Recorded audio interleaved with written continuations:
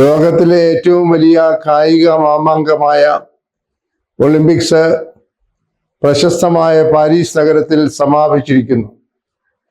ലോകമാകമാനമുള്ള കായിക പ്രേമികളെ ഒരുതരം മാസ്മരിക ലോകത്തിലാക്കിക്കൊണ്ടാണ് 16 ദിവസങ്ങളോളം നീണ്ടുനിന്ന ഈ മത്സരങ്ങൾ സമാപിച്ചത്. ഇതിന്റെ ഉദ്ഘാടന ചടങ്ങുകളും സമാപന ചടങ്ങുകളും ഒരു ദൃശ്യ വിസ്മയമായിരുന്നു എന്ന് ഇത് കണ്ടിട്ടുള്ളവർക്ക് എല്ലാവർക്കും ബോധ്യപ്പെട്ടു. അതിഗംഭീരമായി പാരീസ് നഗരം ഈ മേളയെ സമ്പുഷ്ടമാക്കി എന്ന് പറഞ്ഞാൽ ഒട്ടും അധികപ്പറ്റാവുകയില്ല. ലോകത്തിൽ നിന്ന് പല ഭാഗങ്ങളിലായി നിന്ന് വന്നിട്ടുള്ള കായിക താരങ്ങളൊക്കെ ഒരുമിച്ച് താമസിക്കുകയും മത്സരിക്കുകയും ചെയ്യുക എന്ന ഒരു അസാധാരണമായിട്ടുള്ള ഒരു കൂട്ടായ്മയാണ് ഒളിമ്പിക്സ് എന്ന് പറഞ്ഞാലും അധികപ്പറ്റാവുകയില്ല. ഈ കായികമേള സമാപിക്കുമ്പോൾ നാം അതിനെ വിലയിരുത്തി കാണേണ്ടത് ഇതിൽ പങ്കെടുത്ത രാജ്യങ്ങളും അതിൽ സ്ഥാനങ്ങൾ ലഭിച്ചതായിട്ടുള്ള രാജ്യങ്ങളും ഏതൊക്കെയാണ് എന്നതിനെ കുറിച്ചാണ്. വളരെ വിസ്തരിച്ചൊന്നും പറയേണ്ടതില്ല. ഇതിനോടകം തന്നെ കായിക പ്രേമികൾക്കെല്ലാം അത് സംബന്ധിച്ചുള്ള വിവരങ്ങൾ ലഭ്യമാണ് എന്നുള്ളത് കൊണ്ട് അതിൻ്റെ വിശദാംശങ്ങളിലേക്ക് കടക്കുന്നില്ല. എന്നാൽ ഇതിൽ ശ്രദ്ധിക്കപ്പെടാതെ പോയതും ശ്രദ്ധിക്കപ്പെടേണ്ടതുമായ 1-2 വിഷയങ്ങളാണ് ഈ വീഡിയോയിൽ പറയാനായിട്ട് ഉദ്ദേശിക്കുന്നത്. ഏറ്റവും ഒടുവിലത്തെ കണക്കനുസരിച്ച് മെഡൽ പട്ടികയിൽ 1-ാം സ്ഥാനം അമേരിക്ക നേടിയിരിക്കുന്നു. 126 മെഡലുകൾ സ്വർണം, വെള്ളി, വെങ്കലം ഉൾപ്പെടെ നേടിയാണ് അമേരിക്ക 1-ാം സ്ഥാനത്തെത്തിയത്. വെറും 91 മെഡലുകൾ മാത്രം നേടിയ ചൈനയാണ് 2-ാം സ്ഥാനത്ത്. 3-ാം സ്ഥാനത്താകട്ടെ ജപ്പാൻ വന്നിരിക്കുന്നു, 4 ഓസ്ട്രേലിയ, 5 ഫ്രാൻസ്, 6 നെതർലൻഡ്സ്, 7 ബ്രിട്ടൻ, 8 ദക്ഷിണ കൊറിയ, 9 ഇറ്റലി, 10 ജർമ്മനി. ഇങ്ങനെ പോകുന്നു ഈ സ്ഥാന പട്ടിക. ഇന്ത്യയുടെ സ്ഥാനം വളരെ സങ്കടകരം എന്ന് പറയട്ടെ, 71. ഇന്ത്യയിൽ മെഡൽ നേടിയ സകല കായിക താരങ്ങളെയും ഞാൻ ഈ സമയം മുക്തകണ്ഠം അഭിനന്ദിക്കുകയാണ്. അവരുടെ പ്രയത്നത്തെ തീർച്ചയായും മാനിക്കുന്നു. എന്നാൽ നമ്മൾ പുറത്തു നിന്ന് നോക്കുമ്പോൾ ഏറ്റവും ഒടുവിൽ ഐക്യരാഷ്ട്ര സംഘടന പുറപ്പെടുവിച്ച കണക്കനുസരിച്ച് ഇന്ത്യ ലോകത്തിലെ ജനസംഖ്യയിൽ 1-ാം സ്ഥാനത്താണ്. 144.35 കോടിയാണ് ഇന്ന് ഇന്ത്യയിലെ ജനസംഖ്യ. 2-ാം സ്ഥാനത്താണ് ഇപ്പോൾ ചൈന നിൽക്കുന്നത്. ഏതാനും വർഷങ്ങൾക്ക് മുൻപ് ചൈനയ്ക്ക് 1-ാം സ്ഥാനവും ജനസംഖ്യയിൽ ഇന്ത്യക്ക് 2-ാം സ്ഥാനവുമായിരുന്നു. എന്നാൽ ഇന്ത്യ അതിനെ കടത്തിവെട്ടി 1-ാം സ്ഥാനത്തെത്തിയിരിക്കുന്നു. ഇവിടെയാണ് യഥാർത്ഥത്തിൽ ഇന്ത്യ രാജ്യത്തുള്ള നമ്മളെല്ലാവരും ചിന്തിക്കേണ്ട ഒരു പ്രധാനമായ വിഷയം സംഗതമാകുന്നത്. വെറും 33.83 കോടി ജനങ്ങളുള്ള അമേരിക്കയാണ് മെഡൽ പട്ടികയിൽ 40 സ്വർണ്ണ മെഡലുകളാണ് അവർ നേടിയത്. ചൈനയും 40 സ്വർണ്ണ മെഡലുകൾ നേടിയെങ്കിലും മറ്റ് മെഡലുകൾ കണക്ക് കൂട്ടുമ്പോൾ അവർ 2-ാം സ്ഥാനത്തേക്ക് മാറിപ്പോയി എന്നതാണ് അതിൻ്റെ യഥാർത്ഥ സ്ഥിതി വിവര കണക്ക്. എന്നാൽ 33 കോടിയിലധികം ജനങ്ങളുള്ള അമേരിക്ക ഇത്രയും മെഡലുകൾ കരസ്ഥമാക്കി 1-ാം സ്ഥാനത്ത് നിൽക്കുമ്പോൾ 144 കോടി ജനങ്ങളുള്ള ഇന്ത്യ 71-ാം സ്ഥാനത്തേക്ക് പോയിരിക്കുന്നത് വലിയ വൈരുദ്ധ്യം നാം കാണാതെ പോകരുത്. കായിക താരങ്ങളെ പങ്കെടുത്തവരെ എല്ലാം 110-ലധികം കായിക താരങ്ങളെയും അവരെ പരിശീലിപ്പിച്ചവരെയും ഒക്കെ അഭിനന്ദിക്കുന്നതോടൊപ്പം തന്നെ പുറത്തു നിന്ന് നോക്കുമ്പോൾ ഈ ഒരു വലിയ പതനം ഇന്ത്യക്ക് ഒരിക്കലും താങ്ങാവുന്നതല്ല എന്നുകൂടെ പറയേണ്ടിയിരിക്കുന്നു. 4 വർഷം മുമ്പ് നടന്നതായിട്ടുള്ള ഒളിമ്പിക്സിൽ 2020 ഒളിമ്പിക്സിൽ ഇന്ത്യയുടെ സ്ഥാനം 48 ആയിരുന്നു. 2012 ഒളിമ്പിക്സിൽ 55 ആയിരുന്നു. 2008 ഒളിമ്പിക്സിൽ 50 ആയിരുന്നു സ്ഥാനം. അപ്പോൾ ഓരോ ഒളിമ്പിക്സ് കഴിയും തോറും വർദ്ധിക്കുന്നു എന്ന് പറയുകയല്ല, മറിച്ച് കീഴ്പോട്ട് പോകുന്ന ഒരു സാഹചര്യമാണ് ഇന്ത്യക്കുള്ളത് എന്നത് എല്ലാ ഇന്ത്യക്കാരെയും ആശ്ചര്യമായി ദുഃഖിപ്പിക്കുന്നതാണ്, കായിക പ്രേമികളെ വേദനിപ്പിക്കുന്നതാണ്. എന്താണ് ഇതിന്റെ മൂല കാരണങ്ങൾ എന്ന് അന്വേഷിക്കേണ്ട കാലം അതിക്രമിച്ചിരിക്കുന്നു. ഇപ്പോൾ ഒടുവിൽ കിട്ടിയ കണക്കനുസരിച്ച് 179 കോടി രൂപയാണ് ഈ കഴിഞ്ഞ ഒളിമ്പിക്സിൽ പങ്കെടുത്ത കായിക താരങ്ങൾക്കും പരിശീലകർക്കും വേണ്ടി ചെലവഴിച്ചത് എന്ന് പുറത്തു വന്നിരിക്കുന്നത്. ഇത്രയും നല്ല ഒരു സംഖ്യ ചെലവഴിച്ചിട്ട് പോലും നമുക്ക് ഒരു സ്വർണ്ണ മെഡൽ പോലും നമുക്ക് നേടാൻ കഴിയാതെ പോയത് എന്തുകൊണ്ടാണെന്ന് ഈ രംഗത്ത് പ്രവർത്തിക്കുന്നവർ, ഇതിന്റെ നയങ്ങൾ രൂപീകരിക്കുന്നവർ അവരൊക്കെ ആലോചിക്കേണ്ട സമയം അതിക്രമിച്ചിരിക്കുന്നു. സംഗതി വശാൽ ഇവിടെ നമുക്ക് ഒരു കായിക താരത്തെ പരാമർശിക്കാതെ പോകാൻ കഴിയില്ല. വിനേഷ് ഫോഗട്ട് എന്ന് പറയുന്ന ഒരു വനിതാ കായിക ഗുസ്തി താരം. വളരെ ദൗർഭാഗ്യകരമാണ് അവരെ സംബന്ധിച്ചിടത്തോളം അവർക്ക് നഷ്ടപ്പെട്ടു പോയ മെഡലിന്റെ സാഹചര്യം. വെറും 100 ഗ്രാം തൂക്കത്തിൽ കൂടി എന്ന കാരണം കൊണ്ട് അവരുടെ മെഡൽ സാധ്യത ഇല്ലാതായി പോവുകയും അവർ ആക്ഷരികമായി മാനസികമായി തളർന്നു പോവുകയും ചെയ്തു. അത് അവരുടെ തളർച്ച മാത്രമല്ല, ഇന്ത്യയിലെ 144 കോടികളുടെ ജനങ്ങളുടെയും തളർച്ചയാണ്. കാരണം വളരെ പ്രതീക്ഷയോടുകൂടിയാണ് രാജ്യം അവർ ഒരു മെഡൽ നേടും എന്ന കാര്യത്തിൽ ജിജ്ഞാസയോടുകൂടെ കാത്തിരുന്നത്. എന്നാൽ ദൗർഭാഗ്യകരം എന്ന് പറയട്ടെ, ചട്ടങ്ങളെ മറികടക്കാൻ ആർക്കും അവകാശമില്ല. എന്തായാലും അവരെ സംബന്ധിച്ചുള്ള അന്തിമമായ തീരുമാനം ഇനിയും വരാനിരിക്കുന്നതേ ഉള്ളൂ. എങ്കിൽ പോലും അതുണ്ടാക്കിയതായിട്ടുള്ള ആഘാതം വർണ്ണനാതീതമാണ്. അവരുടെ കായിക ജീവിതത്തിൽ അവർക്ക് വലിയ ഒരു ദുഃഖകരമായ ഒരു അടയാളമായി നിൽക്കും എന്ന കാര്യത്തിൽ യാതൊരു തർക്കവുമില്ല. ഇവിടെയും ഒരു കാര്യം നമുക്ക് പറയാതിരിക്കാൻ നിവർത്തിയില്ല. ഈ അടുത്ത കാലത്തായി ഗുസ്തി താരങ്ങൾക്കുണ്ടായ പ്രയാസങ്ങളെ സംബന്ധിച്ച് നാം കണ്ടതാണ്. അവർ തെരുവിൽ ഇറങ്ങി ഡൽഹിയിൽ പ്രകടനം നടത്തേണ്ടതായി വന്നു. ഗുസ്തി താരങ്ങളെ കായികമായി ലൈംഗികമായി ഒക്കെ പീഡിപ്പിച്ച വളരെ ഉന്നതന്മാരായ രാഷ്ട്രീയ നേതാക്കളുടെ കഥകളും ഗുസ്തി ഫെഡറേഷന്റെ ഔദ്യോഗിക ഭാരവാഹികളെ സംബന്ധിച്ചുള്ള കഥകളുമൊക്കെ നിരന്തരമായി പുറത്തു വന്നതാണ്.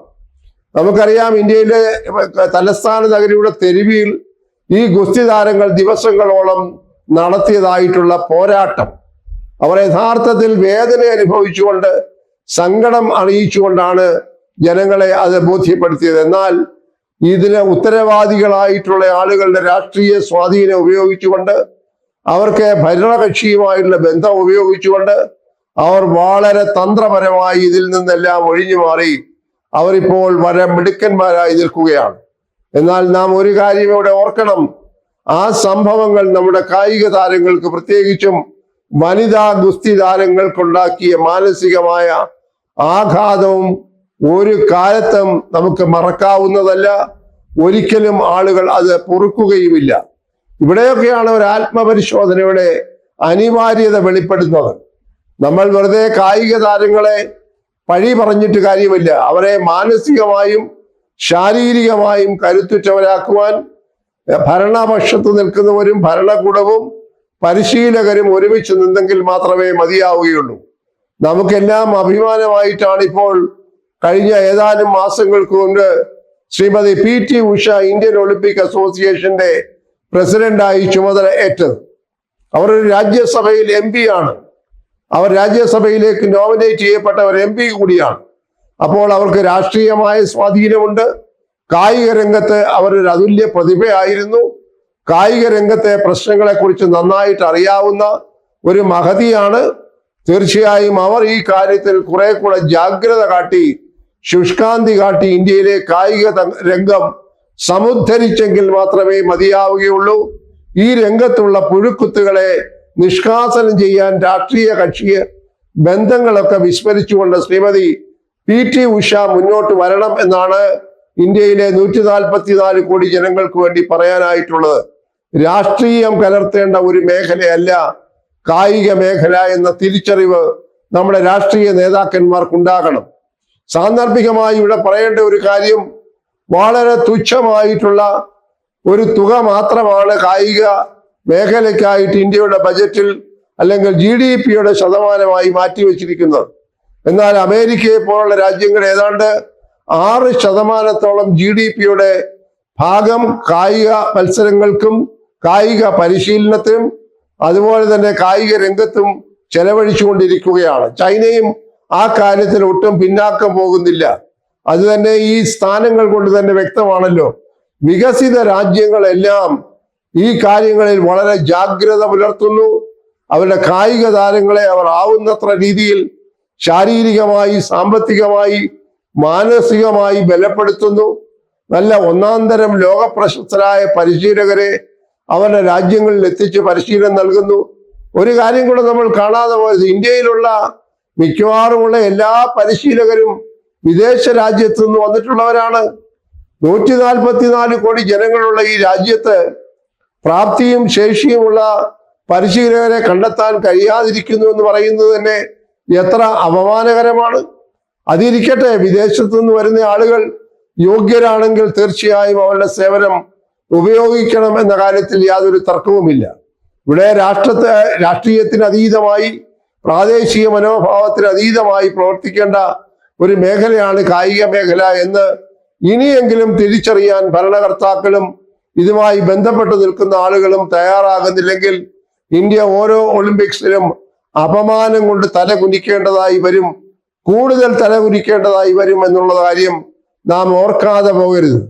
ഇവിടെ ഇന്ത്യൻ ഹോക്കി എന്ന് പറയുന്നത് ഒരു കാലത്ത് ചരിത്രം അറിയാവുന്നവർക്കറിയാം, അജയ്യരായിട്ടുള്ള ഒരു രാജ്യമായിരുന്നു ഹോക്കി മേഖലയിൽ ഇന്ത്യ. ഇന്നതാ കഷ്ടിച്ച 2 ഒളിമ്പിക്സിൽ വെങ്കല മെഡൽ കൊണ്ട് തൃപ്തിപ്പെടേണ്ടി വന്നു. കായിക താരങ്ങളെ ഒരിക്കലും ചെറുതായി കാണുന്നില്ല. പ്രത്യേകിച്ച് കേരളത്തിന്റെ അഭിമാനമായിട്ടുള്ള ഈ കേരളത്തിന്റെ ഒരു എപ്പോഴും ജ്വലിച്ചു നിൽക്കുന്ന താരമായിട്ടുള്ള ഹോക്കിയുടെ ഗോൾ കീപ്പറൊക്കെ നമുക്ക് എപ്പോഴും പ്രചോദനം നൽകുന്നതാണ്. അദ്ദേഹം ഈ മത്സരത്തോടുകൂടി രംഗത്ത് നിന്ന്, സജീവ രംഗത്ത് നിന്ന് മാറുന്നു എന്ന വാർത്തയും നമ്മൾ വളരെ ദുഃഖത്തോടു കൂടിയാണ് കേൾക്കുന്നത്. അവരാലാവുന്നതൊക്കെ അവർ ചെയ്തിട്ടുണ്ട് എന്ന കാര്യത്തിൽ യാതൊരു സംശയവുമില്ല. എന്നാൽ ഇപ്പോഴും നമുക്ക് 2 തവണ അടുപ്പിച്ച് വെങ്കലം കൊണ്ട് തൃപ്തിപ്പെടേണ്ടി വരുന്നു എന്ന് പറയുന്നത് കായിക പ്രേമികളെ അല്പമൊക്കെ ദുഃഖിപ്പിക്കുന്നതാണെന്ന് പറയാതിരിക്കാൻ നിവർത്തിയില്ല. ഒരു 11 കായിക താരങ്ങൾ, അജയ്യരായ ഹോക്കി താരങ്ങളെയോ അതുപോലെ മറ്റ് രംഗങ്ങളിലുള്ള താരങ്ങളെയോ വളർത്തിയെടുക്കാൻ ഈ 144 കോടി ജനങ്ങളുള്ള ഇന്ത്യക്ക് കഴിയുന്നില്ലെങ്കിൽ എവിടെയാണ് ഇതിന്റെ തകരാറെന്ന് തീർച്ചയായും ആലോചിച്ച് കണ്ടുപിടിക്കേണ്ടതായിട്ടുണ്ട്. ഇന്ത്യൻ ഒളിമ്പിക് അസോസിയേഷൻ ആകട്ടെ, മറ്റ് പ്രത്യേകമായിട്ടുള്ള സംഘടനകളാകട്ടെ, അവരെല്ലാം ഒരു സ്വയ വിമർശനത്തിന് തയ്യാറാകണം. എവിടെയാണ് ഇന്ത്യയുടെ സ്ഥാനം ലോക ഫുട്ബോൾ ഭൂപടത്തിൽ, ലോക ബാസ്കറ്റ്ബോൾ ഭൂപടത്തിൽ ഇന്ത്യയുടെ സ്ഥാനം എവിടെയാണ്? മറ്റ് കായിക മേഖലയിൽ നമ്മുടെ സ്ഥാനം എവിടെയാണ്? കായിക രംഗത്ത് പ്രവർത്തിക്കുന്ന ആളുകൾ, ഉത്തരവാദപ്പെട്ട സ്ഥാനത്തിരിക്കുന്നവർ, ശ്രീമതി PT ഉഷയെ പോലെയുള്ള ആളുകൾ ഈ വിഷയത്തെ അഭിസംബോധന ചെയ്ത് സത്വരമായ നടപടികൾ സ്വീകരിച്ച് ഇന്ത്യക്ക് ഇപ്പോൾ ഉണ്ടായിരിക്കുന്ന അപമാനത്തിൽ നിന്ന് കരകയറ്റണം എന്നാണ് വളരെ സ്നേഹത്തോടുകൂടി അപേക്ഷിക്കാനുള്ളത്.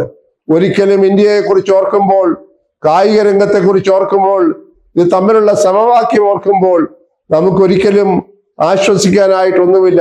അങ്ങേയറ്റം അല്പമെങ്കിലും ആശ്വസിക്കാനുള്ളത് ഇന്ത്യയുടെ ക്രിക്കറ്റ് ടീം മാത്രമാണ്. അത് മറ്റൊരു പ്രത്യേകമായ മത്സരമായതുകൊണ്ട് ഒളിമ്പിക്സുമായി ബന്ധപ്പെട്ട് അതിനെക്കുറിച്ച് ചർച്ച ചെയ്യുന്നില്ല. എന്തായാലും ഒളിമ്പിക്സ് രംഗത്ത് 2028 അമേരിക്കയിലെ ലോസ് ആഞ്ചലസിൽ നടക്കാൻ പോകുന്ന വരുന്ന ഒളിമ്പിക്സിലെങ്കിലും നമ്മൾ ഇതിൽ നിന്ന് പഠിച്ചതായിട്ടുള്ള പാഠങ്ങൾ ഉൾക്കൊണ്ടുകൊണ്ട് സത്വരമായ, അടിയന്തരമായ, ഫലപ്രദമായ നടപടികൾ സ്വീകരിച്ചുകൊണ്ട് ഇന്ത്യയുടെ കായിക രംഗത്തെ പ്രോജ്വലമായ ഒരു രംഗമാക്കി വളർത്തിയെടുക്കണം. അതിന് ബന്ധപ്പെട്ട ആളുകൾ ഒരു കൈയോടെ പ്രവർത്തിക്കണം. ഈ മേഖലയിൽ രാഷ്ട്രീയം കടന്നു വരാൻ യാതൊരു കാരണവശാലും അനുവദിക്കരുത്. കായിക താരങ്ങളെ മാനസികമായും ശാരീരികമായും പീഡിപ്പിക്കാൻ എത്ര ഉന്നതന്മാരാണെങ്കിലും അവർ ശ്രമിക്കരുത്. അങ്ങനെ ശ്രമിക്കുന്ന ആളുകൾക്ക് വേണ്ടി വന്നാൽ, കയ്യാമം പോലും വെക്കേണ്ടി വന്നാൽ, നിയമം അനുസരിച്ച് നടപടികൾ സ്വീകരിക്കാൻ ഉത്തരവാദപ്പെട്ട സ്ഥാനങ്ങൾ ഇരിക്കുന്നവർ വൈമനസ്യം കാട്ടരുത് എന്നാണ് ഈ സമയത്ത് പറയാനായിട്ടുള്ളത്. വീണ്ടും ഈ മെഡൽ നേടിയതായിട്ടുള്ള വെറും 6 മെഡലുകൾ മാത്രമാണ്, 1 വെള്ളിയും 5 വെങ്കലവുമാണ് ഇന്ത്യക്ക് ലഭിച്ചത്. എങ്കിലും അത് നേടിയ കായിക താരങ്ങളെ മുക്തകണ്ഠം അഭിനന്ദിക്കുകയും പ്രശംസിക്കുകയും അവരുടെ പരിശീലനത്തിനും അധ്വാനത്തിനും തീർച്ചയായും ഇന്ത്യ ഗവൺമെന്റ് സമുചിതമായിട്ടുള്ള പ്രതിഫലം നൽകുമെന്ന് പ്രതീക്ഷിക്കുകയും ചെയ്യുന്നു. എന്നാൽ അവരെക്കാൾ ഉപരിയായി കായിക രംഗത്തെ വളർത്തുവാൻ ഉത്തരവാദപ്പെട്ട അധികാര സ്ഥാനത്തിരിക്കുന്ന ആളുകൾ ആവശ്യമെങ്കിൽ കൂടുതൽ പണം ഈ മേഖലയ്ക്ക് ചെലവഴിച്ചെങ്കിലും ഇന്ത്യയുടെ അഭിമാനം ഉയർത്തിപ്പിടിക്കണം. ഇന്ത്യയുടെ ദേശീയ പതാക ഒന്നാം സ്ഥാനത്ത് നിൽക്കുന്ന രീതിയിൽ ഉയർത്തിപ്പിടിക്കുവാനുള്ള സാഹചര്യം ഉണ്ടാകണം. ഓരോ ഭാരതീയനും ആഗ്രഹിക്കുന്നതും പ്രതീക്ഷിക്കുന്നതും അതാണ്. ആ തരത്തിൽ ഉണർന്ന് പ്രവർത്തിക്കുവാൻ ഈ മേഖലയിൽപ്പെട്ട എല്ലാവരും തയ്യാറാകും എന്നാണ് പൊതുസമൂഹം ആഗ്രഹിക്കുന്നതും പ്രതീക്ഷിക്കുന്നതും.